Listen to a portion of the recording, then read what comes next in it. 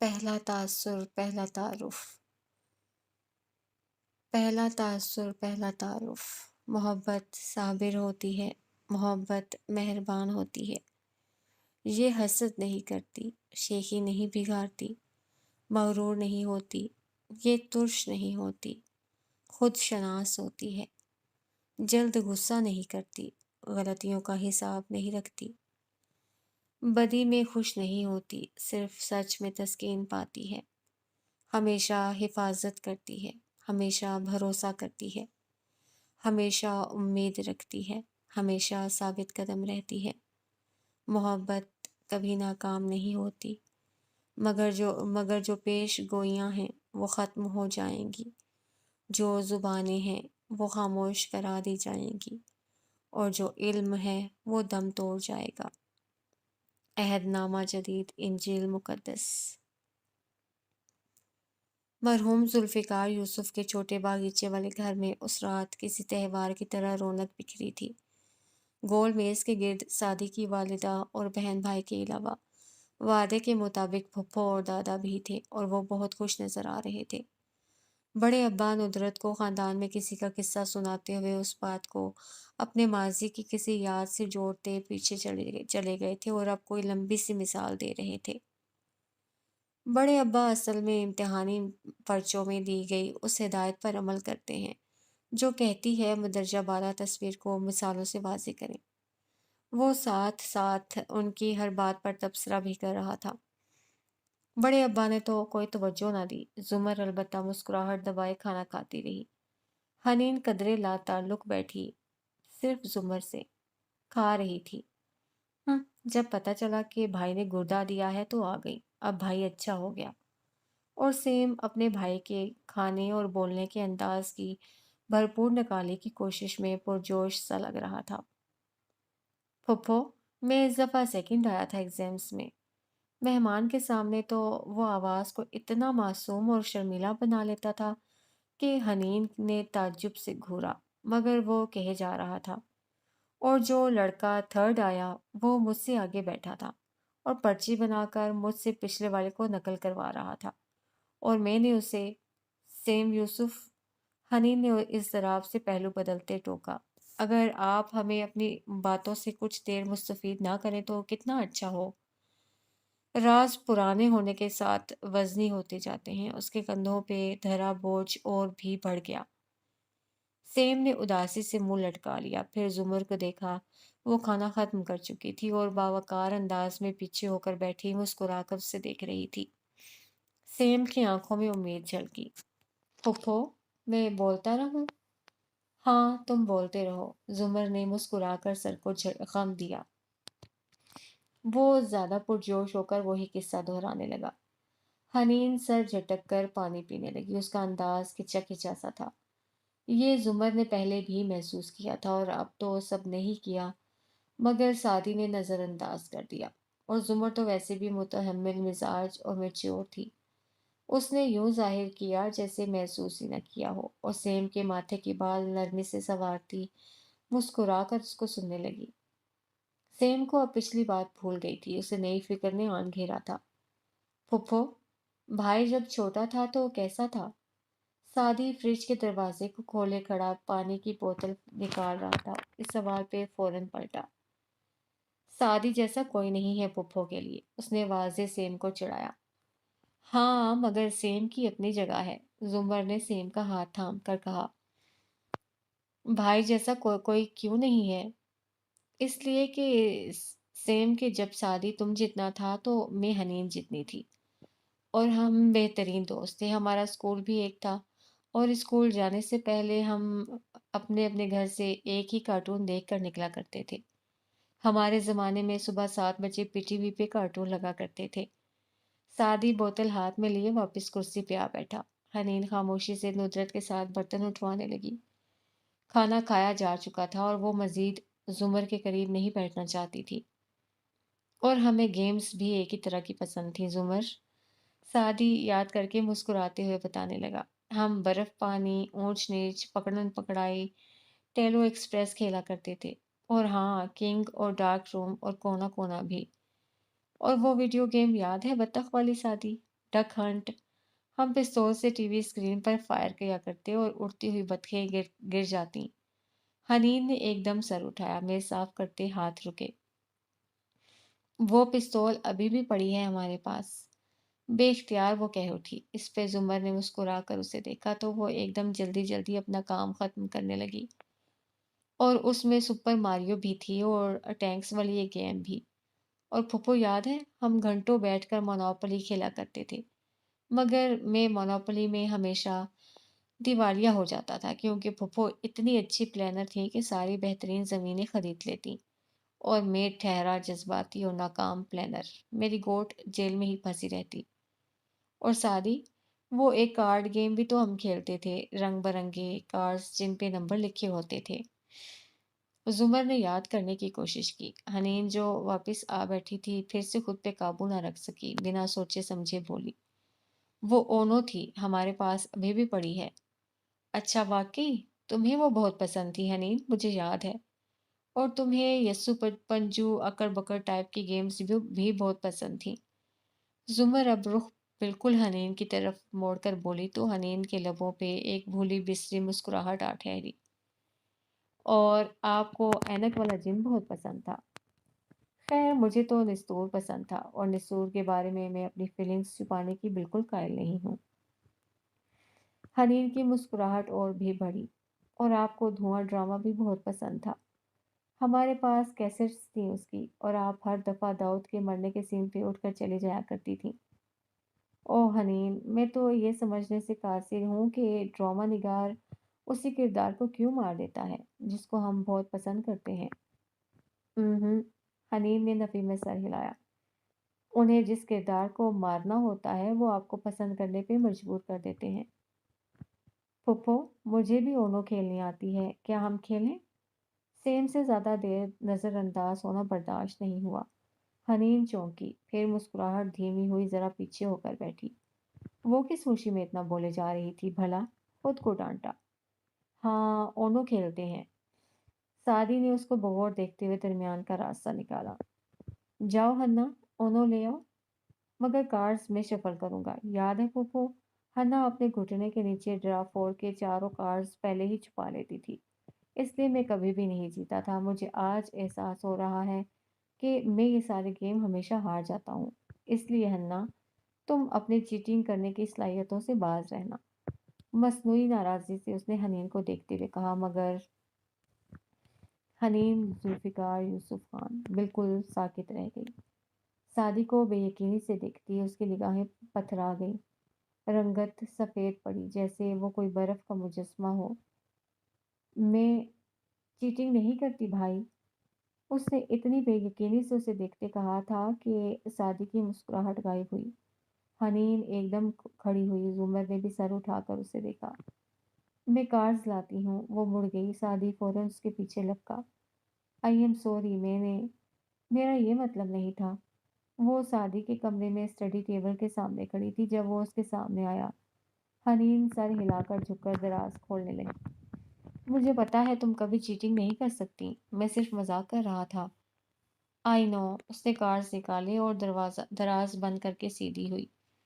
वो इसी तरह फिक्रमंदी से अपनी बहन को देख रहा था जिसकी रंगत हनूज सफ़ेद थी। हनीन, हमारा मसीहा सिर्फ एक शख्स होता है और वो शख्स हम खुद होते हैं। मुझे पता है भाई।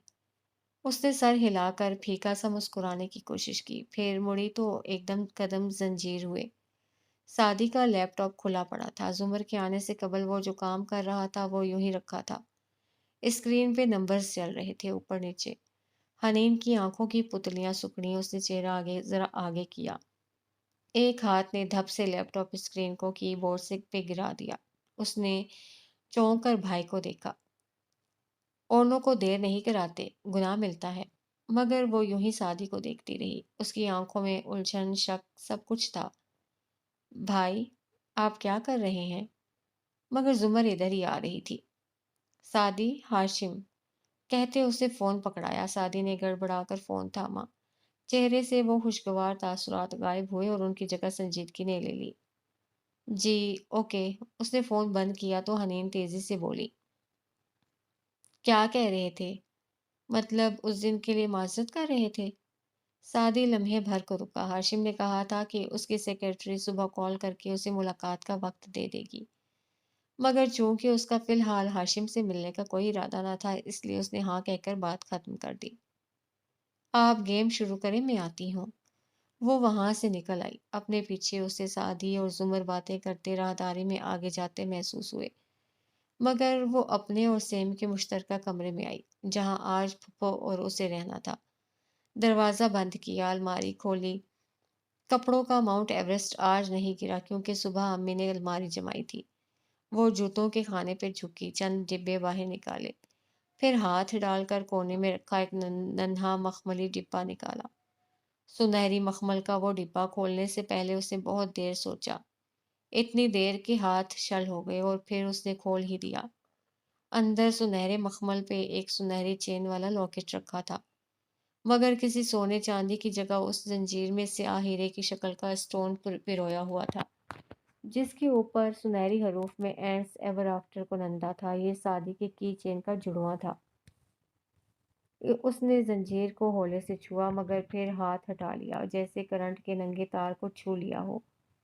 سر جھٹک کر ڈبہ بند کیا، اسے پھینکنے والے انداز میں نچلے خانے میں ڈالا، جوتوں کے ڈبے اندر رکھے اور زور سے الماری بند کی۔ گہری سانس لے کر وہ اٹھی تو اس نے فیصلہ کر لیا تھا کہ وہ بھائی کو ہاشم والی بات بتا دے گی۔ آخر ہاشم بھائی ہی تو تھے نا، کوئی غیر تو نہیں تھے۔ بھائی سمجھ جائے گا، اس لیے وہ بتا دے گی، مگر کب، یہ حنین نے ابھی طے نہیں کیا تھا۔ دشت طلب بھی کیا کوئی شہر طلسم ہے؟ جواہرات کا اندازہ ہمیشہ کی طرح درست تھا۔ نوشیروان دوستوں کی طرف نہیں گیا تھا، وہ اس پر رونق مارکیٹ میں آ گیا تھا، جہاں رات میں بھی دن کا سماں تھا۔ جو نیٹو کنٹینرز آج کل لوٹے جا رہے تھے، ان کا سامان یہاں کوڑیوں کے بھاؤ بک رہا تھا۔ پٹھان اور مقامی دکاندار اس بات سے قطعی بے نیاز کہ وہ جو بیچ رہے ہیں وہ بے حد قیمتی برانڈڈ اشیاء ہیں، بہت مزے سے بھاؤ تاؤ میں مصروف تھے۔ نوشیروان نے کار کہیں دور کھڑی کی تھی اور اب وہ جیبوں میں ہاتھ ڈالے فٹ پاتھ پہ چلتا ہوا آگے بڑھ رہا تھا، ساتھ ساتھ اس کی متلاشی نگاہیں آس پاس چہروں کو کھوج رہی تھیں۔ اسی تلاش میں وہ آگے چلتا گیا۔ کافی دیر بعد ڈرائی فروٹ کی ایک سامنے سے کھلی دکان کے سامنے وہ رکا۔ چند ثانیے پتلیاں سکیڑ کر دکاندار کو دیکھتا رہا، جو صافی سے اشیاء جھاڑ رہا تھا، اور پھر آگے آیا۔ جی صاحب، تازہ ڈرائی فروٹ ہے۔ دکاندار اس کو دیکھ کر کپڑا رکھتا جلدی جلدی اپنی اشیاء کی خصوصیات گنوانے لگا۔ نوشیروان نے پہلے دو فقرے تو بیزاری سے سن لیے، پھر بات کاٹ کر بولا، 40 گرام چاہیے۔ بس؟ مگر کون سا؟ تمہیں پتا ہے مجھے کیا چیز 40 گرام چاہیے؟ اس کی آنکھوں میں دیکھ کر درشتی سے بولا تو دکاندار کے الفاظ حلق میں اٹک گئے۔ اس نے زبردستی مسکرانے کی کوشش کی، مگر رنگت متغیر ہوتی گئی۔ صاحب، تمہیں کوئی غلط فہمی ہوئی ہے، ہم ایسے کام نہیں کرتا۔ میں پولیس والا نہیں ہوں، مال دو تو میں جاؤں، وہ بگڑے تاثرات سے بولا۔ صاحب، میں نے بتایا نا، میں دیکھ بھائی، میری ایک جیب میں پستول ہے اور دوسرے میں بٹوا، میں تجھے کون سی جیب دکھاؤں جو تو میری بات سنے گا؟ کہتے ساتھ اس نے شرٹ کا کنارہ ترچھا کیا اور پہلی جیب میں اور سا پستول ذرا سا جھلکا۔ دکاندار نے ہاتھ اٹھا کر سر اس بات پہ ہلایا۔ گلابی والے قائد اعظم چلیں گے، اندر آؤ اور بتاؤ کون سا چاہیے۔ نوشیروان استہزائیہ مسکرایا اور اس کے پیچھے اندر چلا گیا۔ جس وقت وہ گھر واپس آیا، ہاشم لاؤنج میں نیم دراز تھا، یوں کہ پاؤں میز پر رکھے تھے اور سونیا اس کے سینے پہ سر رکھے ترچھی لیٹی ہاتھ میں آئی پیڈ پکڑے گیم کھیل رہی تھی۔ وہ ایک ہاتھ سے سونیا کے نرم سیاہ بال سہلاتا، دوسرے میں پکڑے مگ سے گھونٹ بھرتے ٹی وی دیکھ رہا تھا۔ بابا، میرا گیم دیکھے نا، وہ خفا خفا سی بولی۔ ہاشم نے ایک نظر اسکرین پہ ڈالی۔ اتنی دیر سے تو ان لمبے ناکوں والے پرندوں کو دیکھ رہا ہوں، اب تو مجھے ان کی شکل بھی یاد ہو گئی ہے، مسکراہٹ دبا کر کہتا وہ پھر سے ٹی وی دیکھنے لگا۔ آپ کو میرا کوئی گیم سمجھ میں نہیں آتا، وہ مسلسل اسکرین پہ انگلیاں چلاتی کہہ رہی تھی۔ میں اس طرح کے گیم نہیں کھیلا کرتا سونی، اور جو میں کھیلتا ہوں وہ میں ہمیشہ جیتتا ہوں۔ شیرو میرے ساتھ سب گیم کھیلتا ہے۔ ہاں، شیرو اور تمہاری عمر میں زیادہ فرق ہے بھی نہیں۔ ہاشم نے ٹی وی کو ہی دیکھتے جھک کر اس کے بال چومے۔ کیا سونی کو پتا ہے وہ ماما کے ساتھ چھٹیوں پہ نہیں جا رہی؟ ہم وہ گیم میں مصروف تھی۔ گڈ، میرے دو ایک کام ہو جائیں پھر بابا اور سونی چھٹیوں پہ جائیں گے، ٹھیک؟ اور شیرو بھی جائے گا، اور ماما بھی اور ممی بھی۔ ماما کے علاوہ سب جائیں گے، ماما کے ساتھ سونیا سردیوں میں چلی جائے گی۔ اوکے، اس نے سر ہلا دیا۔ گیم مشکل ہوتا جا رہا تھا، تبھی ہاشم کی نگاہ اندر آتے شیرو پہ پڑی، جو نگاہ ملائے بغیر سیڑھیوں کی طرف بڑھ رہا تھا۔ ہاشم نے اسے پکارا، ہو سکتا ہے کل سادی آئے، میں چاہوں گا کہ تم میرے ساتھ ہو تب۔ نوشیروان پہلے زینے پہ رکا، مڑا نہیں، آہستہ سے کہا، اوکے۔ کیسا ہے سرمد، اور اس کے بھائی کے کیس کا کیا بنا؟ بغور اسے دیکھتے ہوئے مگ سے گھونٹ بھرا، اسے بھی جواہرات کی طرح یقین تھا کہ شیرو دوست کے پاس نہیں گیا۔ پتہ نہیں، میں نے پوچھا نہیں۔ وہ نگاہ ملائے بغیر سیڑھیاں چڑھتا گیا، ہاشم نے بھی بحث نہیں کی۔ اندر آ کر اس نے دروازہ لاک کیا اور اسٹڈی ٹیبل تک آیا، جیب سے پیکٹ نکال کر میز پہ رکھا۔ اس میں عجیب سے ننھے ننھے ٹکڑے تھے۔ کرسی کھینچ کر بیٹھتے اس نے دراز سے خالی سگریٹ نکالا، اس میں پیکٹ میں رکھی منشیات مسل کر بھرنے لگا۔ یہ کرتے ہوئے اس کے ہاتھ میں ذرا سی لرزش تھی، پیشانی پہ پسینہ بھی تھا۔ لائٹر جلا کر سگریٹ کے کنارے کو سلگایا اور دوسرا کنارہ لبوں سے لگایا، سانس اندر کھینچی، آنکھیں بند کی، کڑوا مادہ اندر اترتا گیا۔ سانس باہر خارج کی تو دھوئیں کے مرگولے ہر طرف بکھر گئے۔ اس کا دماغ ہلکا ہوتا گیا، ہر شے سے ہلکا، ہوا سے بھی ہلکا۔ ناشتے کے بعد تیاری کی افراتفری پورے گھر میں پھیلی تھی۔ سیم بھاگ بھاگ کر اسکول کے لیے تیار ہو رہا تھا، سادی آفس اور زمر کورٹ کے لیے۔ واپسی پہ اس نے بڑے ابا کو لے کر اپنے گھر جانا تھا، سو وہ سب سے زیادہ سکون سے بیٹھے تھے۔ وہ حنین ان کے قریب بیٹھی، اخبار میں سے کچھ سناتی، ساتھ ساتھ تبصرہ بھی کیے جا رہی تھی۔ جب زمر ادھر آئی، حنین کی بولتی زبان ذرا دھیمی ہوئی، الرٹ سی ہو کر بیٹھی۔ زمر بھی ساتھ آ ٹکی۔ حنین نے اسے نظر انداز کیا۔ ماسٹرز کس سبجیکٹ میں کرنے کا ارادہ ہے حنین؟ جھک کر جوتے کے اسٹریپ بند کرتی وہ ساتھ بیٹھی نرمی سے پوچھنے لگی۔ حنین کے تنہ تاثرات قدرے نرم ہوئے۔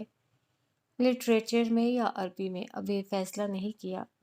پھر رکی اور اضافہ کیا، بیچلرز میں بھی لٹریچر رکھا تھا نا؟ اور یہ تو اچھی بات ہے، تم اتنی ذہین ہو، کچھ بھی کر لو گی۔ وہ اب جھکی ہوئی دوسرا جوتا بند کر رہی تھی۔ حنین ذرا سا مسکرائی، ساتھ ہی وہ اخبار کے کونے کو عادتاً ناخن کے اندر رگڑ رہی تھی۔ مگر مجھے یاد ہے تم نے ایف ایس سی میں بورڈ میں پوزیشن لی تھی، اور انٹری ٹیسٹ میں بھی بہت اچھے نمبر تھے، ٹاپ میرٹ بنتا تھا تمہارا، پھر انجینئرنگ میں کیوں ایڈمیشن نہیں لیا؟ حنین کی مسکراہٹ مدھم ہو گئی۔ اس نے سر اٹھا کر زمر کو دیکھا، وہ اسٹریپ بن کر کے اٹھ رہی تھی۔ لوگوں کو پتہ بھی نہیں چلتا اور وہ گردن دبا جاتے ہیں۔ اچانک سے دل پلٹ گیا تو بی اے میں داخلہ لے لیا۔ دل تو کبھی بھی پلٹ جاتا ہے نا پھوپھو۔ اس کا اخبار کا کنارہ رگڑتا ناخن مزید تیز ہو گیا۔ سر جھکا کر وہ بڑے ابا کو کوئی دوسری خبر سنانے لگی، البتہ آپ کے انداز سست تھا۔ زمر نے جاتے جاتے مڑ کر اسے دیکھا۔ یہ آخری فقرہ کہتے اس کی آواز میں نہ طنز تھا نہ تلخی، بس عجیب سی اداسی تھی۔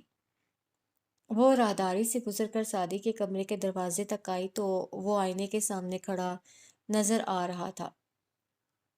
کالر اکڑے ہوئے اوپر کھڑے تھے اور وہ ٹائی کی گرہ لگا رہا تھا۔ زمر ذرا سا مسکرائی، دروازہ ہولے سے بجایا، تو تمہارا کوئی آفس بھی ہے؟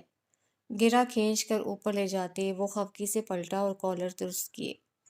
2 سال میں پہلی دفعہ چھٹی لی، وہ بھی صرف 2 ہفتے کی، اور باس سے چپڑاسی تک ہر بندہ گزرتے گزرتے تانا دے جاتا ہے، آپ تو ایسے مت کریں۔ اوہ، اور اتنی لمبی چھٹی کیوں لی؟ سادی چپ ہو گیا۔ جج پہ آخری دنوں میں پریشر ڈالنا تھا، ماموں کو نکلوانا تھا، ہاشم بھائی کا لیپ ٹاپ ہیک کرنا تھا، جس کا موقع آپ کے توسط سے مل ہی گیا، اور اب ان فائلز کو کھولنا ہے، مگر چھٹی ختم۔ یہ سب صرف سوچا، جب بولا تو محض اتنا۔ کچھ ریسرچ ورک کر رہا تھا، اسی کو مکمل کرنا تھا۔ چلو پھر ویکینڈ پہ ملنے کا پلان کرتے ہیں۔ جی آپ تو شادی میں نہیں آئیں گی نا؟ اس نے سرسری سا ذکر چھیڑا۔ وہ جو مڑنے لگی تھی چونک گئی۔ کس کی شادی؟ اب پورا رشتہ معلوم نہیں، مگر جس لڑکے کی شادی ہے وہ ہمارا بھی رشتہ دار ہے اور اس حماد کا بھی۔ حماد اور کرن اس لیے تو آئے ہوئے ہیں آسٹریلیا سے، وہ بھی ہوں گے شادی پہ، اور کرن کاردار خاندان کو بالخصوص بلوائے گی، وہ سب بھی ہوں گے۔ سو ادھر آپ حماد کا سامنا نہیں کر سکیں گی، مجھے پتا ہے، اس لیے آپ کا کارڈ ادھر آیا تو میں نے امی سے کہا کہ پھپھو کو نہ بھیجیں، وہ نہیں آئیں گی۔ زمر کے لب بھینچے اور آنکھوں کی پتلیاں سکڑی، سینے پہ بازو لپیٹ کر اسے تندی سے دیکھا۔ اور تمہیں کیوں لگا کہ میں اس کا سامنا نہیں کر سکتی؟ آپ نہیں کر سکتی، تبھی تو خاندان میں کسی تقریب پہ نہیں جاتی۔ خیر آپ نے نہیں جانا تو کوئی بات نہیں، میں سمجھ سکتا ہوں۔ بہت سمجھداری سے اس نے کہا، میں اس لیے نہیں جاتی کیونکہ وقت نہیں ملتا، اور ویکنڈ پہ وقت ہوگا پھر۔ وہ تیزی سے بولا۔ زمر نے بے دھیانی سے ہاں کہا تو اسے تیزی سے پوچھا، مطلب آپ چلیں گی؟ میں دیکھوں گی، وہ رک کر بولی، پھر گھڑی دیکھی، اسے اب چلنا تھا۔ وہ نکلی تو سادی مکمل تیار ہو کر نکھرا نکھرا سا باہر نکلا۔ لاؤنج میں بس بڑے ابا تھے۔ حنین سونے چلی گئی تھی، انہوں نے سوالیہ نظروں سے اسے دیکھا۔ وہ تقریب پہ جانے کے لیے مان گئی؟ بالکل، مسکرا کر کہتے اس نے چائے کا کپ اٹھایا اور سامنے بیٹھا۔ بڑے ابا نے تعجب سے اسے دیکھا۔ تم نے کیسے راضی کیا اسے؟ میں کہتا تو کبھی نہ مانتی۔ اب آپ کے پاس سعدی یوسف جیسا دماغ تھوڑی ہے۔ گھونٹ بھرتے وہ مسکرایا، پھر کچن کی طرف رخ کر کے آواز لگائی، امی آپ ناشتہ لاہور سے لا رہی ہیں یا کچن سے؟ کچن سے، میں نے جوتا پھینکنا ہے تمہارے قد کا لحاظ کیے بغیر۔ وہ ٹرے اٹھائے مصنوعی خفگی سے بولتی آ رہی تھیں۔ سعدی نے افسوس سے دادا کو دیکھا۔ کوئی مانے گا کہ یہ خاتون میرے پیچھے میرے بہن بھائی کو میری مثالیں دیتی ہیں؟ مجھے پتا ہے اچھے سے، جلدی جلدی کا شور اس لیے مچاتے ہو کہ ناشتہ آدھا کرنا پڑے۔ اب اگر تم نے یہ ختم نہ کیا نا سعدی، تو مجھے امی نہ کہنا۔ وہ سامنے بیٹھتے ہوئے اس کی شکایت دادا سے لگا رہی تھیں، وہ مسکراتے ہوئے بس سن رہے تھے۔ سعدی نے حسب عادت بس تھوڑا سا کھایا، پھر ہاتھ صاف کرتا اٹھا اور بہت متانت سے ماں کو مخاطب کیا۔ اچھا ندرت بہن، اللہ حافظ۔ اور اس سے پہلے کہ وہ واقعی اس کے قد کا لحاظ کیے بغیر ایک ہاتھ چڑھ دیتی، وہ باہر نکل چکا تھا۔ سارا آفس کے لیے تیار، کار کا دروازہ کھول رہی تھی جب گیٹ کی گھنٹی بجی۔ اس نے مڑ کر دیکھا، گیٹ اونچا تھا، یہاں سے معلوم نہیں ہوتا تھا کہ باہر کون ہے۔ وہ چابی دروازے میں چھوڑ کر بیگ کار کی چھت پر رکھ کر گیٹ تک آئی اور اسے کھولا۔ آدھا دروازہ کھلتے ہی ہاتھ ٹھٹک کر رک کے باہر فارس کھڑا تھا۔ ٹی شرٹ، جینز، چھوٹے کٹے بال، سنجیدہ گہری نظریں اور سپاٹ چہرہ۔ سارا نے باقی دروازہ سست روی سے کھولا۔ فارس؟ کوئی نادیدہ لٹھ کان کے پیچھے اڑستی وہ ایک طرف ہٹی، چہرے پہ تذبذب سا در آیا تھا۔ آپ ٹھیک ہیں؟ سرسری سے سوال کیا، البتہ اس کو دیکھ گہری نظر سے رہا تھا۔ وہ ہوں میں سر ہلا کر ذرا سا مزید ایک طرف ہوئی۔ میرا اتنی صبح آنا اچھا نہیں لگا یا آنا ہی؟ اس کی ہچکچاہٹ کے باعث وہ ذرا سرد سا بولا۔ سارا کے چہرے پہ شرمندگی ابھری۔ ایسا نہیں ہے، آؤ۔ بچیوں سے ملنے آیا تھا میں۔ وہ وہیں کھڑا رہا۔ سارا بھی ادھر ہی کھڑی رہی مگر اس سے نگاہ نہیں ملائی۔ وہ اسکول کے لیے تیار ہو رہی ہیں، بس ہم نکلنے ہی والے تھے۔ ساتھ ہی اس نے گھڑی دیکھی، جیسے جلدی میں ہو۔ یعنی کسی اور وقت آؤں؟ اس کے چہرے کے بدلتے رنگ بغور دیکھتے وہ خشک انداز میں کہہ رہا تھا۔ سارا نے اضطراب سے چہرہ اٹھا کر اسے دیکھا۔ تم آ سکتے ہو فارس، مگر زیادہ نہیں۔ وہ اس کے تاثرات پڑھ رہا تھا۔ تو آپ کے خیال میں وارث کو میں نے قتل کیا تھا؟ ایسا نہیں ہے، مجھے یقین ہے تمہیں پھنسایا گیا تھا، اور یقیناً تمہارے دشمن بہت ہوں گے، اور میرا ادھر آنا آپ کے خاندان کے لیے خطرے کا باعث بن سکتا ہے۔ میں سمجھ گیا، آئندہ دور رہوں گا۔ سر ہلا کر وہ یوں کہہ رہا تھا جیسے واقعی سمجھ گیا ہو۔ سارا نے دکھ سے اسے دیکھا۔ فارس، آئی ایم سوری، مگر میں پہلے ہی بہت مشکل زندگی گزار رہی ہوں۔ میرے پاس میری بیٹیوں کے علاوہ کوئی نہیں ہے۔ میں ان کو کسی بھی خطرے میں نہیں ڈال سکتی۔ تم پلیز مجھے غلط مت لینا۔ کہاں نہ سمجھ گیا۔ اب مل لوں یا جاؤں؟ نہیں، آؤ پلیز۔ وہ آپ کے پیچھے ہٹی اور اندر کی جانب بڑھی۔ وہ چند لمحے ضبط سے اسے آگے جاتے دیکھتا رہا، پھر سر جھٹک کر اس کے پیچھے ہو لیا۔ ہر حقیقت فریب لگتی ہے جب کوئی اعتبار کھو بیٹھے۔ اسٹڈی روم میں خاموشی پھیلی تھی۔ نوشرواں بھی اسی خاموشی کا حصہ بنا لبوں پہ مٹھی رکھے میز کی اس طرف بیٹھے ہاشم کو دیکھ رہا تھا، جو بہت انہماک سے فائل کے صفحے کو پڑھ رہا تھا۔ اسے آج آفس دیر سے جانا تھا، اس لیے وہ رات والے لباس میں تھا۔ تیسری دفعہ پوچھ رہا ہوں، سعدی کب آئے گا؟ وہ اب بیزار ہونے لگا تو مقدس خاموشی کو توڑا۔ ہاشم نے صفحہ پلٹا، پھر نگاہ اٹھا کر اسے دیکھا۔ کیا اس کے انتظار میں تم تمام رات نہیں سوئے؟ اس نے شیرو کی ہلکی گلابی آنکھوں کو دیکھ کر کہا تھا۔ شیرو کا اوپر کا سانس اوپر اور نیچے کا نیچے رہ گیا، رنگت ذرا پھیکی ہوئی۔ سویا تھا مگر بہت دیر سے، اس نے گڑبڑا کر کہا۔ پھر بغور ہاشم کے تاثرات دیکھے وہ پھر سے فائل میں مصروف ہو گیا تھا۔ لاکھ شاطر سے ہی اتنی جلدی ہاشم کو شک نہیں ہو سکتا تھا کہ وہ پھر سے ڈرگز پہ آ گیا ہے۔ موبائل بجا، ہاشم نے انگلی سے بٹن دبایا اور بولو کہتے ہوئے فائل کا دوسرا صفحہ پلٹا۔ اس کے پاس اتنی فرصت بھی نہ تھی کہ موبائل کان سے لگاتا۔ اس کی سیکرٹری کی آواز گونجی۔ سر، میں نے سعدی یوسف کو کال کی تھی۔ وہ رک گئی۔ ہاشم نے پین سے صفحے میں کچھ انڈر لائن کیا۔ حلیمہ، میں اگلے کتنے منٹ تمہارے بولنے کا انتظار کروں گا؟ سوری سر، انہوں نے کہا کہ وہ مصروف ہیں، ان کو اپنا شیڈیول دیکھنا پڑے گا۔ آج تو ناممکن ہے، اگلے ہفتے میں ان کو دوبارہ کال کر کے پوچھوں۔ اگر… وہ رکی مگر پھر جلدی سے بولی، اگر ہاشم بھائی کو مجھ سے ملنے کا اتنا ہی شوق ہے تو… اوکے۔ ہاشم نے بٹن آف کیا اور صفحے پہ دو الفاظ کے گرد دائرہ لگایا۔ وکالت سارا الفاظ کا کھیل ہی تھا۔ شیرو کے ماتھے پہ بل پڑ گئے تھے۔ ایٹیٹیوڈ دیکھا آپ نے اس کا؟ بدتمیز انسان، خود کو سمجھتا کیا ہے؟ ہاشم نے تھکاوٹ سے سرنفی میں ہلا کر شیرو کو دیکھا۔ تم کب بین السطور باتیں پڑھنا سیکھو گے نوشرواں؟ وہ جو بپھرا ہوا آگے کو بیٹھا کچھ اور بھی کہنا چاہتا تھا، حیرت سے رکا۔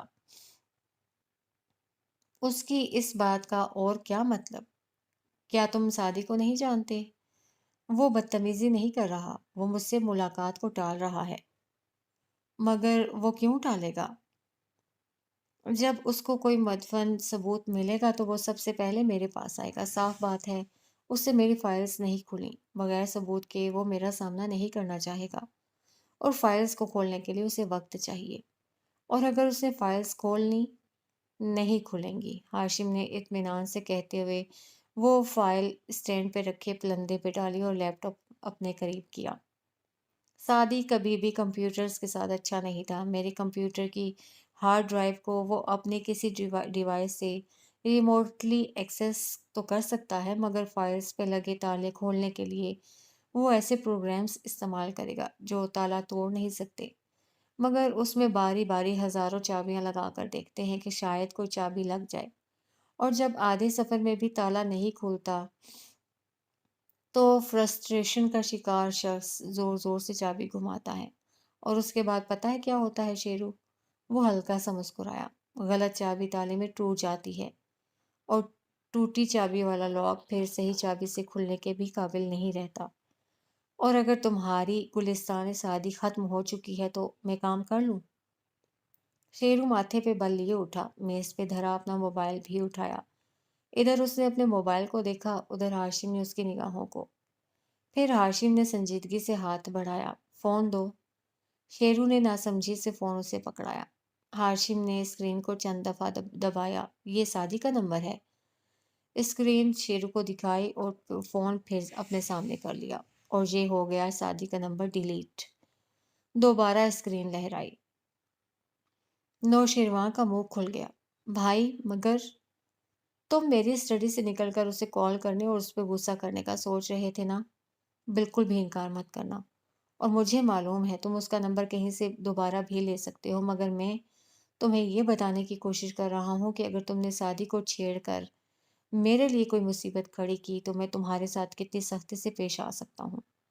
اس کا فون اپنی دراز میں ڈالتے ہوئے وہ قطعیت سے کہہ رہا تھا۔ شیرو نے خفگی سے اسے دیکھا، پھر اوکے کہہ کر مڑ گیا۔ اور ناشتے کے لیے جاتے ہوئے فیونا سے کہہ دینا کہ آج کے سارے کھانے تمہیں تمہارے کمرے میں پہنچائے، کیونکہ آج کے دن تم گھر سے باہر نہیں نکلو گے۔ وہ کوئی دوسری کتاب کھولتے ہوئے کہہ رہا تھا۔ شیرو ہکا بکا سا پلٹا۔ میں 25 سال کا ہوں بھائی، اس نے احتجاجاً دبا دبا سا کہا۔ اور میں 37 کا۔ کیا مجھے دوبارہ دہرانے کی ضرورت ہے کہ تم آج کے لیے گراؤنڈڈ ہو؟ ابرو اٹھا کر ایک سخت نگاہ اس پہ ڈالتے ہاشم نے پوچھا۔ شیرو کے اعصاب ڈھیلے پڑ گئے۔ سوری بھائی، میں اسے اپروچ نہیں کروں گا، اور میں اس بات پہ کل صبح یقین کروں گا۔ فیونا سے کہو میرا ناشتہ یہیں پہنچا دے، میں آفس دیر سے جاؤں گا۔ شیرو نے منہ بنا کر دروازہ کھولا اور باہر نکل گیا۔ اس کے نکلتے ہی ہاشم نے بند دروازے کو دیکھا اور ہلکا سا مسکرا کر سر جھٹکا۔ یہ کب بڑا ہوگا؟ واپس کتاب کی طرف متوجہ ہوتے ہوئے وہ لمحے بھر کو رکا، چہرہ اٹھا کر ادھر ادھر دیکھا۔ اسٹڈی کے ریکس، کتابیں، لیمپس، ایک عجیب سے نوسٹلجیا نے ہاشم کو اپنی گرفت میں لے لیا۔ کتاب پرے کر کے اس نے پیچھے ٹیک لگائی اور قلم ہاتھوں میں گھماتے ان در و دیوار کو دیکھنے لگا۔ اس کی آنکھوں میں گہری سوچ تھی۔ پھر اس نے اپنا موبائل نکالا اور جیسے ریت میں دبا کوئی گم گشتہ صندوق ڈھونڈ رہا ہو، سعدی کا نمبر تلاش کیا۔ فون کان سے لگا کر وہ گھنٹی جاتے سنتا رہا۔ جی ہاشم بھائی۔ وہ آج بھی اس کی کال ریجیکٹ نہیں کر سکتا تھا۔ ہاشم کے لبوں پہ مسکراہٹ در آئی۔ تم نے آنے سے انکار کیوں کر دیا؟ وہ دوستانہ انداز میں پوچھ رہا تھا۔ وہ چند لمحے خاموش رہا۔ آج آفس دوبارہ سٹارٹ کیا ہے تو ابھی نکلنا مشکل ہوگا۔ تم چاہو تو میں تمہارے آفس آ جاتا ہوں، وہ نرمی سے بولا۔ آپ مجھ سے کیوں ملنا چاہتے ہیں ہاشم بھائی؟ کیونکہ مجھے لگتا ہے تم بدل گئے ہو۔ وقت بدل گیا ہے، وہ محتاط سا بول رہا تھا۔ ہاشم نے 2 انگلیوں سے آنکھیں مس لیں، ناک کی ہڈی کو چٹکی میں لیا، پھر گہری سانس لی۔ وقت بھی وہی ہے، میں بھی وہی، اور تم بھی۔ شاید ہمارے درمیان کوئی غلط فہمی آ گئی ہے، میں وہ دور کرنا چاہتا ہوں۔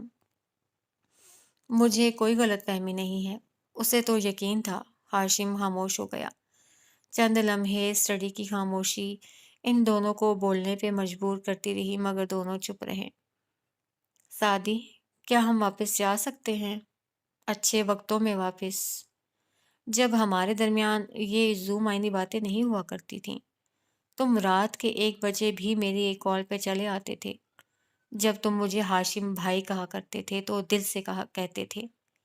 کیا کوئی راستہ بچا ہے سعدی؟ شاید نہیں۔ ہاشم نے موبائل بند کر کے میز پہ ڈال دیا۔ اسٹڈی کے در و دیوار پھر سے بولنے لگے۔ اس کی سماعتوں میں اچھے وقتوں کی باز گزشت سنائی دینے لگی۔ وہ مشکل ان سب کو ذہن سے جھٹکتا۔ ہاشم سیدھا ہوا اور کتاب پھر سے کھول لی۔ دوسری طرف اپنے آفس میں لیپ ٹاپ کے سامنے سوچ میں گم بیٹھا سعدی ابھی تک موبائل کو تک رہا تھا۔ پھر وہ بھی ہر چیز کو ذہن سے جھٹکتا سیدھا ہوا اور لیپ ٹاپ قریب کیا، گردن اونچی کر کے آگے پیچھے کا جائزہ بھی لیا اور پھر اپنا پروگرام دیکھا جو ابھی تک چل رہا تھا۔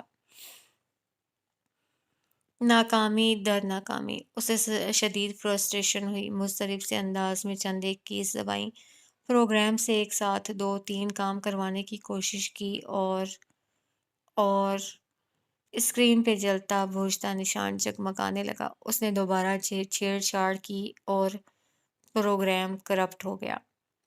پارٹی کی ساری محنت ضائع چلی گئی، چابی لاک میں ٹوٹ گئی تھی، سب برباد ہو گیا۔ فائلز ڈیمیج ہو چکی تھیں اور اب کوئی بھی چیز ان کو ریکور نہیں کر سکتی تھی۔ اس نے سر دونوں ہاتھوں میں تھام لیا۔ وہ واقعی کمپیوٹرز کے ساتھ اچھا نہ تھا، اور وہ بغیر ثبوت کے کسی سے مدد بھی نہیں مانگ سکتا تھا۔ اب وہ کیا کرے؟ اسے سر اٹھا کر اپنے آفس کو اجنبی نظروں سے پھیکی پڑتی رنگت کے ساتھ دیکھا، اور دوبارہ سے ہاشم کا کمپیوٹر؟ ناممکن۔ اب تو ہاشم اس کو اپنے قریب بھی نہ پھٹکنے دے۔ اور ایک وقت تھا جب اس نے یاد کرنے کی کوشش کی، اچھے وقتوں کی ساری کہانیاں فضا میں آج بھی انمٹ روشنائی سے لکھی تھیں۔ 7 سال پہلے عشرت رفتہ کو آواز دیا کرتی ہیں ہر نئے لمحے کی دہلیز پہ جا کر یادیں۔ کانٹریکٹ لا کی کلاس میں مخصوص خاموشی تھی۔ باہر اترتی شام کی سرسراہٹوں میں اندر کاغذ پہ قلم گھسیٹنے کی آواز مدغم ہو رہی تھی۔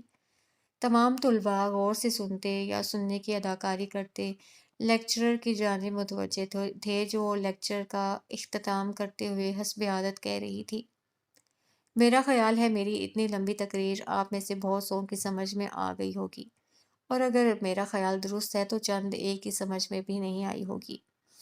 اس لیے وہ چند ایک ابھی یا امتحانات سے قبل میرے پاس فارغ وقت میں آ کر اپنی کنفیوژن کلیئر کر لیں، اور اگر آپ نے ایسا نہ کیا تو اپنے رزلٹ کی خرابی کی تمام ذمہ داری صرف آپ کے کندھوں پہ ہوگی، رائٹ؟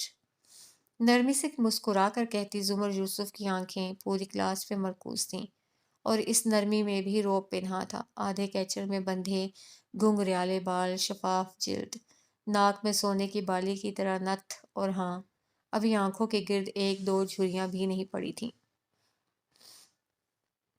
چند ایک طلباء و طالبات نے ہاتھ بلند کیے، کنفیوژن کلیئر کی۔ وہ تحمل سے جواب دیتی رہی، اور ایسا کرتے ہوئے اس کی نگاہ ہال کے ایک ایک چہرے سے گزرتی اس اجنبی شناسہ کے چہرے پہ ٹھہر سی گئی۔ لبوں پہ مبہم سی مسکراہٹ والا وہ شخص اس ایوننگ کلاس میں 4 روز سے آ رہا تھا، اور ہر دفعہ اسے دیکھ کر لاشعور میں کوئی احساس جاگزیں ہوتا جیسے وہ اسے کہیں دیکھ چکی ہے، مگر وہ شعور اس چہرے کو کسی نام کے ساتھ فٹ نہیں کر پا رہا تھا۔ سو وہ نظر انداز کر کے کلاس برخاست کرنے لگی۔ اسٹوڈنٹس یکے بعد دیگرے اٹھ کر جانے لگے۔ زمر نے میز سے اپنی چیزیں سمیٹیں، ان کو ترتیب سے بیگ کے مختلف خانوں میں رکھا، نفاست سے فائل اور کتابیں جوڑیں، بیگ کندھے سے لٹکایا اور سر اٹھایا تو وہ شخص سامنے کھڑا تھا۔ کہیے، میں آپ کی کیا مدد کر سکتی ہوں؟ وہ سر جھکا کر بیگ کی زپ بند کرتے ہوئے بولی۔ میز کی چمکتی سطح میں اس کا عکس دکھائی دے رہا تھا، لمبا چوڑا، کافی اسمارٹ، 28-29 سال کے لگ بھگ، ہلکی آنکھوں اور چھوٹے کٹے بالوں والا وہ شخص۔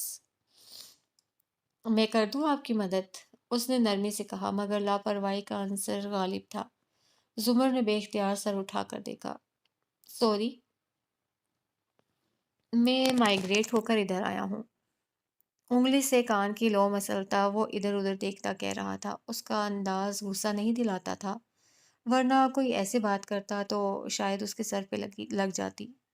تو 4 دن سے آپ مجھے دیکھ کر ذرا ہاتھ سے اشارہ کیا، ذرا کنفیوزڈ ہیں، یو نو، ڈیجا ویژو فیلنگ۔ زمر نے بمشکل تعجب چھپایا۔ آئی ایم سوری، مجھے یاد نہیں اگر ہم پہلے مل چکے ہیں۔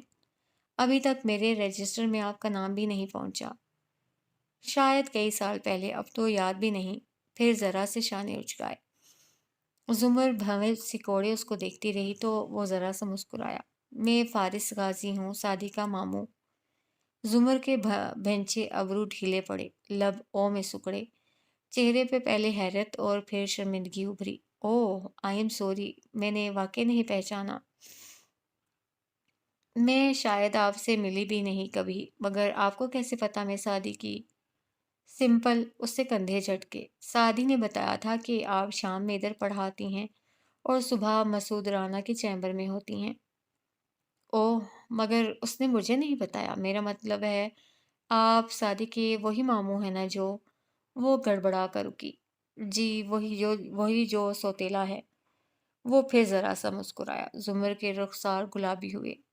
نہیں، میرا مطلب تھا وہ جو آئی بی انٹیلیجنس میں ہوتے ہیں اور کہیں سندھ وغیرہ میں پوسٹڈ تھے، کیونکہ سعدی کے نیب والے ماموں سے تو اکثر ملاقات ہو جاتی ہے۔ جی، میں کئی سال سے ادھر تھا، اسی ہفتے آیا ہوں۔ کلاس تقریباً خالی ہو چکی تھی۔ وہ دونوں ساتھ ساتھ باہر نکلے۔ راہداری میں ایک ستون کے ساتھ کھڑے ہو کر زمر نے اس کی طرف رخ کرتے پوچھا، تو آپ میری کلاس میں کیسے؟ ڈونٹ ٹیل می، ہمارے کلاس میں آپ کسی کی جاسوسی واسوسی کرنے آئے ہیں؟ اس بات پہ فارس ہنس پڑا، پھر نفی میں سر ہلایا۔ میں جاسوس نہیں ہوں، جاسوسوں کا ڈپارٹمنٹ الگ ہوتا ہے، میں یوں ہوں جیسے پولیس آفیسرز ہوتے ہیں، ہم مختلف کیسز پہ کام کرتے ہیں۔ ہاں، ادھر پڑھنے آیا ہوں میں۔ وہ گردن ذرا جھکا کر عادتاً ناخن سے کان رگڑتا کہہ رہا تھا، ساتھ میں شاید وہ چنگم بھی چبا رہا تھا۔ تو کیا نوکری چھوڑ دی؟ نوکری کے لیے تو پڑھ رہا ہوں، پہلے زیادہ پڑھ ور نہیں سکا تھا، چھوٹی پوسٹ پہ بھرتی ہوا تھا۔ اب ترقی تو ملتی رہی ہے، مگر لاء کی ڈگری ہمارے لیے بہت اچھی ہوتی ہے، ترقی کے چانسز بڑھتے ہیں۔ پھر رک کر زمر کا چہرہ جیسے جانچا۔ کیا آپ کے والد نے نہیں بتایا کہ کس طرح وہ نوکری اور نوکری سے پہلے میری مدد کرتے رہے تھے؟ نہیں، بالکل نہیں۔ میرے ارد گرد کے لوگوں کو خاموش تحفوں کی عادت ہے شاید۔ زمر نے مسکرا کر گہری سانس لی۔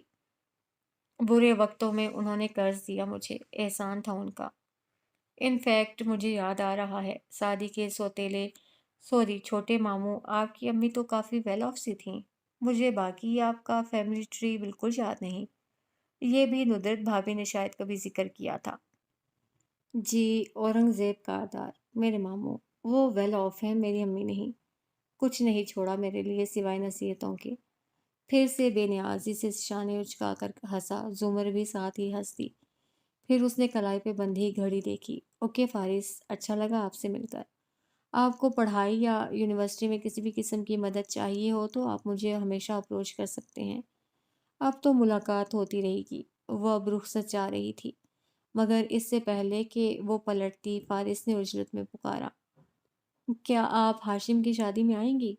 زمر جاتے جاتے واپس ہوئی، نہ سمجھی سے ابرو اٹھائے۔ سوری، کون ہاشم؟ اوہ، کیا ندرت آپا نے نہیں بتایا؟ میرا کزن ہاشم، اس کی اگلے ہفتے شادی ہے، انہوں نے سادی لوگوں کی پوری فیملی کو بلایا ہے، آپ سمیت۔ زمر نے چند لمحے سوچا، پھر کندھے اچکا دیے۔ میں بالکل بھی نہیں جانتی آپ کے کزن کو، لیکن اگر وہ بلائیں گے تو دیکھیں گے۔ فارس نے سر ہلا کر گویا جانے کی اجازت دے دی۔ وہ ایک الوداعی مسکراہٹ کے ساتھ مڑ گئی۔ فارس وہاں کھڑا تب تک اسے دیکھتا رہا جب تک وہ راہداری کے دوسرے سرے پہ گم نہ ہو گئی۔ پھر ایک دم چونکا اور خفیف سا ہو کر سر جھٹکا۔ وہ خوبصورت تو نہیں تھی، پھر بھی اچھی کیوں لگ رہی تھی؟ سعدی کی پھپھو تھی، اس لیے شاید۔ وہ خود کو مطمئن کر کے غیر مطمئن کرتا وہاں سے پلٹ گیا۔ خدا ہے محبت، محبت خدا ہے۔ مرحوم ذوالفقار یوسف کے گھر میں باتوں کا شور، ٹی وی کی آواز اور رات کے کھانے کی مہک ہر سو پھیلی تھی۔ لاؤنج کے 3 سیٹر صوفے کے ایک کنارے پہ بیٹھی زمر دوسرے سرے پہ موجود ندرت سے کہہ رہی تھی، آپ مجھے بتا ہی دیتی کہ آپ کا بھائی آ رہا ہے، میں مائیگریشن اور دوسرے کاغذی معاملات میں اس کی مدد ہی کر دیتی۔ بہت مشکل ہوئی ہوگی اسے تو۔ بس اس کی اچانک پوسٹنگ ہوئی، ادھر آیا اور گھر کھولا، وہیں اپنے اورنگزیب ماموں کی انیکسی میں رہتا ہے۔ وہ اس کے ماں کے حصے میں تھی نا، آپ ذکر ہی کر دیتی ہیں۔ اور تم تو ادھر آؤ ذرا، میرا سارا بایو ڈیٹا اپنے ماموں کو دے دیا اور مجھے آگاہ بھی نہیں کیا، کتنی شرمندگی ہوتی مجھے اگر میں اس کو ڈانٹ دیتی۔ کمرے سے نکلتے سعدی کو خفگی سے پکارا۔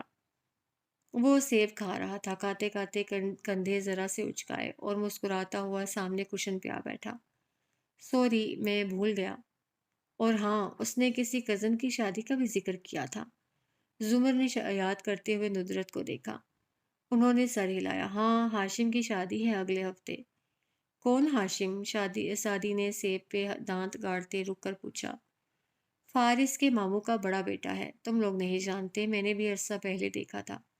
اصل میں زمر، فارس ادھر ہوتا جو نہیں تھا تو اس سے جڑے بہت سے لوگوں سے بچوں کا تعارف نہیں ہے۔ خیر، اب تو وہ آ گیا ہے تو اس کی وجہ سے وہ ہمیں بھی بلائیں گے۔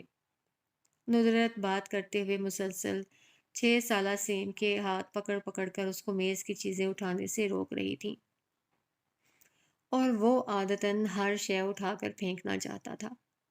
اس پہ نظر رکھو، میں ذرا روٹی اتار لوں۔ کھانا کھا کر جانا زمر۔ سعدی اور اسے ایک ساتھ مخاطب کرتے وہ اٹھیں تو زمر نے کلائی پہ بندی گھڑی دیکھی۔ او ہو، امی منتظر ہوں گی، دیر ہو جائے گی۔ ویسے پکا کیا ہے؟ مٹر قیمہ۔ ندرت بھی مسکرائی اور سادی بھی۔ اب پڑ گئی نہ پھپھو سوچ میں۔ سوچنے والی بات ہی نہیں ہے، مجھے جلدی جانا ہے تو یہاں کھا نہیں سکتی، مگر پیک تو کروا سکتی ہوں۔ ندرت مسکراتے ہوئے کچن کی طرف چلی گئیں تو وہ سادی کی طرف متوجہ ہوئی۔ اسکالرشپ کے لیے ناموں کا اعلان ہو گیا؟ ہوں، مگر اسی ہفتے ہونا ہے۔ پھر وہ ذرا مایوس ہوا۔ مجھے نہیں لگتا مجھے اسکالرشپ ملے گا، میں تو نارمل سا اسٹوڈنٹ ہوں، مجھ سے بہتر امیدوار ہوں گے وہاں۔ مگر مجھے یقین ہے کہ تمہیں اسکالرشپ مل جائے گا۔ سعدی کا چہرہ امید سے چمکا۔ اچھا، آپ کو کیسے یقین ہے؟ یہ یقین ہے، ریاضی کا سوال نہیں جو اس کی کوئی لاجک بھی ہو، بس ہے تو ہے۔ اس نے ذرا سے کندھے اچکائے۔ چلیں سب نام لکھوائیں، ہم پارٹی کر رہے ہیں۔ اندر سے 13 سالہ حنین بولتی ہوئی آئی۔ اس کے ماتھے پہ کٹے ہوئے بال گرے تھے، ناک پہ چشمہ تھا اور لبوں پہ سرمگی مسکراہٹ جو صرف زمر کو دیکھ کر آتی تھی۔ زمر بھی اسے دیکھ کر مسکرائی۔ حنین نے ایک فہرست سامنے رکھی اور ہاتھ میں پین پکڑے بہت سمجھداری سے اعلان کیا۔ سوموار کی شام ہم پارٹی کریں گے، میں دہی بھلے لاؤں گی اور سیم تم برگرز لاؤ گے۔ تحکم سے سیم سے کہا۔ وہ جلدی جلدی سر اس بات میں ہلانے لگا۔ سیم کی چیز ہمیشہ امی لاتی تھیں۔ اور پھپھو آپ؟ زمر کو دیکھ کر پوچھتے اس کی آنکھوں میں وہی شرمگین مسکان پھر سے جلملانے لگی۔ میں لزانیہ لاؤں گی۔ اور امی آپ؟ حنین نے زور سے آواز دی۔ کچن سے آواز واپس آئی۔ میں فروٹ چاٹ لاؤں گی۔ اب سب نے سوالیہ نظروں سے سعدی کو دیکھا تو وہ ایک گال کھجاتا ہوا بولا، میں برتن لاؤں گا۔ حنین نے بھویں ناراضی سے بھینچی۔ فوراً پھپھو کو پکارا، پھپھو بھائی کو کہیں کہ یہ سموسے لائیں گے۔ اتنا کچھ تو ہے، پہلے تم وہ تو کھاؤ کٹو۔ کوئی بہانہ نہیں سعدی، تم سموسے لاؤ گے۔ زمر نے مسکراہٹ دبا کر اس سے تنبیہ کی۔ وہ منہ میں کچھ بڑبڑا کر سر جھٹک کر رہ گیا۔ حنین کے ناراض تاثرات نارمل ہوئے۔ اس نے بڑے جوش سے سعدی کا نام لسٹ میں لکھ لیا، پھر باری باری سب سے سائن کروائے۔ تبھی امی نے پکارا تو وہ پھپھو کا باکس لینے کچن میں بھاگی۔ زمر نے پانی مانگا تو سعدی بھی پیچھے ہی گیا۔ زمر نے پرس سے سن گلاسز نکالے اور آہستہ سے صوفے کے نیچے کارپیٹ پہ رکھ دیے، پھر سیدھی ہو کر بیٹھ گئی۔ ندرت ڈبہ لے آئی تو وہ سب اسے چھوڑنے دروازے تک آئے۔ حنین فوراً واپس آ کر لاؤنج کی کھڑکی کا پردہ ہٹا کر دیکھنے لگی۔ زمر اور سعدی کار کے پاس کھڑے تھے۔ زمر اندر بیٹھنے لگی، پھر کسی احساس کے تحت بیگ کھولا، ادھر ادھر دیکھا۔ حنین چونکی، پھر فوراً صوفے تک آئی، چیزیں ادھر ادھر کیں، اوپر نیچے دیکھا۔ گلاسز نیچے گرے پڑے تھے۔ حنین چونکی، پھر فوراً صوفے تک آئی، چیزیں ادھر ادھر کیں، اوپر نیچے دیکھا۔ گلاسز نیچے گرے پڑے تھے۔ او پھپھو، پھر کچھ بھول گئیں، فاتحانہ خوشی سے کہتی وہ اینک اٹھا کر دروازے کی طرف بھاگی۔ زمر واپس آ رہی تھی۔ ادھر اس نے دروازہ کھولا، ادھر حنین نے شرمیلی مسکراہٹ کے ساتھ گلاسز والا ہاتھ آگے بڑھایا۔ میں شاید اپنے او زمر کا سوال مکمل بھی نہ ہوا تھا کہ حنین کو دیکھ کر لبوں پہ مسکراہٹ بکھر گئی۔ اس نے اینک پکڑی اور ہولے سے حنا کا گال تھپ تھپایا۔ میری زندگی میں ہونے کے لیے شکریہ حنا۔ اب کہ وہ گئی تو حنین واپس صوفے پہ آ بیٹھی۔ اسے دوبارہ کھڑکی میں نہیں کھڑے ہونا تھا، کیونکہ زمر بھول صرف ایک دفعہ کیا کرتی تھی اور حنین امید صرف ایک دفعہ لگاتی تھی۔ اس نے میز سے لسٹ اٹھائی تو فوراً سے مسکراہٹ اڑن چھو ہوئی۔ وہاں سعدی کے نام کے آگے لکھا سموسے کاٹ کر برتن لکھا تھا اور بھائی خود غائب تھا۔ حنین نے غصے سے چلانے کے لیے منہ کھولا، مگر پھر خود ہی ہنس پڑی اور برتن کو دوبارہ سموسے کر کے لاؤنج کے کونے میں رکھی کمپیوٹر ٹیبل پہ آ گئی۔ ادھر اس نے کمپیوٹر آن کیا، ادھر سیم ساتھ والی کرسی پہ آ بیٹھا۔ وہ گیم کھیلے گی تو وہ دیکھے گا، یہی دستور تھا، یہی معمول تھا۔ ڈائننگ ٹیبل پہ کریلے گوشت کے قریب مٹر قیمہ بھی ایک ڈونگے میں رکھا تھا اور فرحانہ بیگم اس میں سے چمچ سے سالن نکالتی کہہ رہی تھی، مرچیں ندرت ہمیشہ سے تیز ڈالتی ہے، اب اگر تمہیں دینا ہی تھا تو وہ سالن دیتی جس میں مسالہ کم ہو، مگر نہ جی۔ سربراہی کرسی پہ براجمان بڑے ابا روٹی کا نوالا توڑ رہے تھے اور دائیں ہاتھ بیٹھی زمر پانی کا گھونٹ بھر رہی تھی، جس دونوں نے نہیں سنا۔ اصل میں پتہ ہوتا ہے نا اس کو کہ ہم دونوں بوڑھوں نے بھی کھانا ہے اور مرچیں ہمیں کتنا نقصان کریں گی۔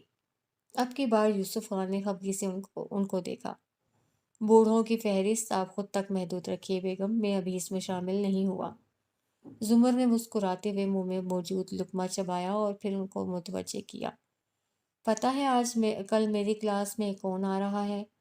کہہ کر اس نے دوسرا لقمہ منہ میں رکھا اور لب بند کیے بہت نفاست سے اسے چباتی رہی، اور وہ دونوں اس کو دیکھتے رہے۔ جب نکل چکی تو بولی، فارس غازی، ندرت بھابھی کا سوتیلا بھائی جو انٹیلیجنس میں ہوتا ہے۔ فرحانہ حیران ہوئی، پھر مشکوک، تمہاری کلاس میں وہ کیا کر رہا ہے؟ ہاں زمر، اس نے مجھے بتایا تھا کہ LLB کر رہا ہے، اس سے اس کو ترقی کے چانسز زیادہ ملیں گے۔ یہ لڑکے بھی نہ پڑھائی سے بھاگنے کے لیے فورسز میں جاتے ہیں اور پھر وہاں پڑھتے بھی ہیں اور بھاگتے بھی ہیں۔ کیا ندرت نے ذکر کیا تھا پہلے؟ ان کو نظر انداز کی فرحانہ تیزی سے بولی۔ کیا ہوتا تو میں تبادلے میں اس کی مدد ہی کروا دیتی۔ وہ سلاد کی پلیٹ اٹھا کر کانٹے سے کچھ کھیرے اپنی پلیٹ میں نکال رہی تھی۔ اب تم زیادہ اچھی نہ بننا کہ اس کے سوتیلے بھائی کو فیورز دینے لگ جاؤ۔ زمر نے گلاس سے گھونٹ بھرا، گیلے لب نیپکن سے تھپ تھپائے اور سر اٹھا کر امی کو سنجیدگی سے دیکھا۔ امی، ایک چیز ابھی سے کلیئر کر لیتے ہیں۔ یونیورسٹی مجھے ایوننگ کلاسز لینے کا ایک معقول معاوضہ دیتی ہے، اور اس معاوضے کو حلال کرنے کے لیے ضروری ہے کہ میں یونیورسٹی کے ساتھ کیے گئے اپنے معاہدے کو پورا کروں، جس کے تحت میں ہر اسٹوڈنٹ کی غیر مشروط مدد کرنے کی پابند ہوں، اور اس لیے میں ذاتی تعصب کی بنا پہ نہ کسی کو نقصان پہنچا سکتی ہوں اور نہ ہی ذاتی تعلق کی بنا پہ غیر ضروری فائدہ دے سکتی ہوں۔ پھر چاہے بھابھی کا بھائی ہو یا سلیم درزی کا بیٹا، جو بھی میرے پاس مسئلہ لے کر آئے گا مجھے اسے حل کرنا ہوگا۔ بہت نرمی اور رسان سے اسے کہا، مگر عام حالات میں شگفتہ رہنے والی فرحانہ ندرت کے ذکر پہ خفا سی ہو کر برتن اٹھانے لگی۔ ہاں ہاں، میں تو کہہ کر پھنس جاتی ہوں۔ پھنس تو آپ اچھا کھانا بنا کر بھی جاتی ہیں، کیونکہ ہم ٹیچرز شاید اگلے ماہ 1 ڈش رکھیں تو اس میں بھی مجھے ایسا ہی کریلے گوشت بنا کر دیجیے گا، کیونکہ ماؤں کے ہاتھ کے کریلے کبھی کڑوے نہیں ہوتے۔ ہاں، تو برا کھانا بنایا ہے میں نے کبھی؟ اب کے ناراضی مصنوعی تھی۔ ان کے جاتے ہی یوسف صاحب فوراً زمر کی طرف مڑے۔ فارس کا ہر طرح سے خیال رکھنا، کوئی بھی ضرورت ہو تو اس کی مدد ضرور کرنا۔ جیسا کہ میں نے ابھی کہا، بلا ضرورت کوئی فائدہ دوں گی نہ بے وجہ کوئی نقصان۔ وہ کندھا اچکا کر ٹوتھ پک نکال رہی تھی۔ ویسے آپ کا ذکر کر رہا تھا وہ، سرسری سے کہا۔ بڑے ابا چونکے، کچن کو دیکھا پھر اس کو۔ اچھے لوگوں کی اچھی عادتوں میں سے ایک دوسرے کو اچھے لفظوں میں یاد رکھنا بھی ہوتی ہے۔ آپ یہ کہنے کے لیے تمہید باندھ رہے ہیں کہ آپ نے کبھی اس کی کوئی مدد نہیں کی؟ تم سے کس نے کہا ہے؟ جب آخری دفعہ میں نے چیک کیا تھا تو میرے اوپر وہی تو اترتی نہیں تھی۔ وہ بہت اطمینان سے نیپکن سے ہاتھ صاف کر رہی تھی۔ پھر کیا مدد کی تھی آپ نے ان کی؟ تم تل ملا کر پھر سے کچن کو دیکھا۔ تم میرے گھر کا ماحول خراب کرنے پہ تلی ہو۔ اگر آپ کے منہ سے نکلنے والے اگلے الفاظ میرے سوال کے جواب کے علاوہ ہوئے تو میں یہی سوال تھوڑی دیر بعد گرما گرم چائے کے ساتھ دہرا دوں گی۔ اب وہ ہتھیلی پہ چہرہ ٹکائے مسکرا کر ان کو دیکھ رہی تھی۔ اتنا بھی نہیں کیا کچھ خاص جتنا وہ یاد رکھتا ہے۔ وہ زیادہ پڑھ نہیں سکا تھا، ماں نے تھوڑا بہت روپیہ پیسہ چھوڑا، اس سے چھوٹی عمر میں کاروبار کرنے کی کوشش کی تو وہ سب ڈوب گیا، اوپر سے قرضہ بھی چڑھ گیا۔ اس کے ماموں کافی امیر آدمی ہیں، مگر ان سے مانگتے اس کی ناک آڑے آتی تھی، اس لیے میں نے اس کی مدد کی تھی قرضہ اتارنے میں، اور پھر ایجنسی میں نوکری کے لیے بھی تھوڑی بہت کوشش کی۔ حالانکہ وہ میرٹ پہ سلیکٹ ہوا مگر اس کو بھی میرے کھاتے میں ڈال دیتا ہے۔ اب تو سارا قرضہ لوٹا بھی چکا ہے، پھر بھی بھولتا نہیں ہے۔ تو اچھی بات ہے نا، زندگی بن گئی اس کی، اس لیے یاد رکھتا ہے۔ وہ کونیاں میز پہ ٹکائے اب پھر سے پانی پی رہی تھی۔ بڑے ابا نیپکن ہٹا کر اٹھے اور کونے میں لگے سنک کے اوپر کھڑے ہاتھ دھونے لگے۔ زمر گھونٹ گھونٹ پانی پیتی مسکرا کر اپنے ابا کو دیکھتی رہی، جو واقعی ابھی بوڑھوں اور معذوروں کی فہرست میں شامل نہیں ہوئے تھے۔